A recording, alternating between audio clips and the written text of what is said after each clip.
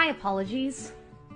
I was wearing my mask because I just got back from a full day of being a good person. I love my mask because it's a simple yet effective way to display my righteousness. Am I concerned that 2 children in China dropped dead because they were forced to wear masks in gym class? Nope. Am I concerned that we're creating a generation of children who will be socially awkward and conditioned to fear their fellow man? No. Am I concerned that I'm contributing to an impending socialist technocracy that will enslave the global population? Not even a little bit. Am I concerned that my mask is symbolic of my compliance to the social conditioning that will eventually lead to the forced vaccination of every man, woman, and child on planet Earth? Not a chance. And why am I not concerned, you ask? I'm not concerned because I decided a long time ago that shallow, insignificant gestures are a much easier way to showcase my morality than actually being moral. Because in order to be a real good person, I gotta stand up to a real bad person. And I don't like standing up to or for anything. I've decided that it's much easier to trick my own mind into thinking compliance is a virtue instead of what compliance actually is. Cowardice. I prefer to float through life completely ignorant to the fact that every socialist takeover has always begun in the exact same way, with government overreach, public shaming, censorship, and a toilet paper shortage. Don't believe me? Google toilet paper shortage in communist Russia. Did you think you were having a unique experience? I prefer to pretend history never repeats itself so that I can stand by and turn a blind eye every time history repeats itself. I prefer to call anyone who speaks up, fights back, or stands their ground a lunatic or a conspiracy theorist so that I don't feel obligated to do my own research. Research takes away from me time. And lastly, I prefer to put on my mask and stand among a sea of masks so that I never have to be seen, be free, or reveal the deep dark shadows that lurk within me. Thank you. You know, you can't understand anything about millennials until you know a little bit about narcissism, so that's where I'm going to start. And I know a little bit about this. My mother had narcissistic personality disorder, and I've certainly worked with quite a few of them being a teacher, because narcissism among teachers is almost universal. But anyway, narcissism is a personality trait characterized by inflated sense of self-importance, a deep need for admiration, and a lack of empathy for others.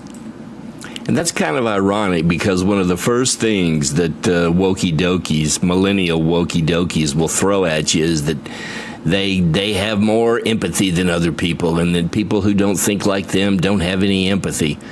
But, you know, they're the ones. It's kind of projecting. Individuals with high levels of narcissism often have an excessive preoccupation with their own achievements, abilities, and appearance, and may exhibit behaviors such as arrogance, entitlement, and constant need for attention and validation. Narcissism can manifest in varying degrees, ranging from mild to severe, and can have negative impacts on personal relationships and overall well-being. Examples of narcissism include individuals who constantly seek attention and praise, exaggerate their accomplishments, belittle others to make themselves feel superior, and have difficulty accepting criticism or handling rejection. Narcissists may also struggle with empathy, making it challenging for them to understand and relate to the feelings and experiences of others. Now, I kind of take issue with that a little bit. When narcissists try to elevate themselves, they're not really trying to make themselves feel superior, because they have such deep-seated feelings of inferiority. They exaggerate their accomplishments to make themselves feel like they're as good as you. It's like they're trying to elevate themselves to be equal to everyone else, but it comes off as trying to feel superior. The one thing about narcissism is that it's rooted in deep-seated feelings of inferiority for whatever reason. Excuse me, can I please get a new dish? I think it got cold when I was taking photos. Can I take this back? You got a dish 30 minutes ago? I'm a TikToker, so I was just taking videos, but it's cold now. Can I please get another round? I'm not gonna eat this one. I don't want this dish. I was putting my phone over it. It's just like not edible. You're gonna have to charge you for another one. It doesn't matter if you're a TikToker. You're a normal person like everyone else. How am I a normal person if I'm a TikToker? Just contradicting yourself at this point. And how's that our problem? Okay, I'll just get the same thing. Thanks. Sure, but I'll charge you for the new one. Well, I'm not paying for 2 dishes. I'm just gonna pay for one. And you can take this back. and then I'll have it. First of all, you ordered like 10 dishes. I hear you on that, but I'll just get the same thing that I got, just like a new dish. Can I please get a new order? I'm asking you very nicely. I don't know who I am. I'm sure you don't know who I am. I actually don't know who you are. No normal person that knows who I am would ever talk to me like this. I don't know what makes you think that I would eat cold food. This is very weird for a restaurant. Thank you. So Donald Trump was recently shot at one of his rallies. How do you feel about that? I wish he would have gotten shot in the forehead. Really? Yeah. I mean, he's basically like teaching our country like what communism is like, so. So you wish death upon someone? Him, yeah, unfortunately. I hate to say that because I don't have hatred in my soul at all. Thank you. Now, of course, I'm a boomer, in case you couldn't tell by looking at me. But, you know, I kind of take exception to the shit that millennials are always heaping on us, always decrying us for whatever. And it always struck me as just being envious, really, I think, more than anything. But millennials, they're very narcissistic people. And I alluded to in the previous panel, especially among teachers, they are insufferable. And it's not just a matter of opinion. There have been several studies that have found a correlation between narcissism and the millennial generation. For example, a study published in the Journal of Personality and Social Psychology review in 2010 found that narcissism has been increasing among college students since the 1980s. Another subject published in the journal Psychological Science in 2017 found that millennials are more likely to score higher on measures of narcissism compared to previous generations.